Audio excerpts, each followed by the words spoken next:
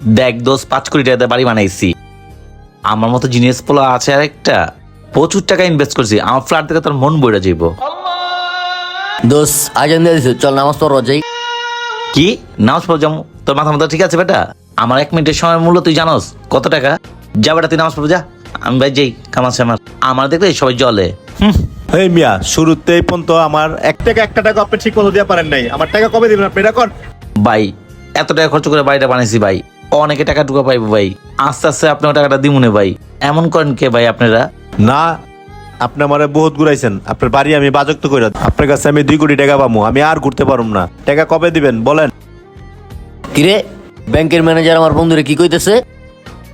ভাই আমার বাড়িটা বাজাপ্ত করেন না ভাই, এটার মধ্যে আমার গর্ব, এটার মধ্যে সবকিছু আমার ভাই, আমার দিকে একটু রহম করেন ভাই, আমি আস্তে আস্তে দিয়ে দিব আপনার টাকাগুলা।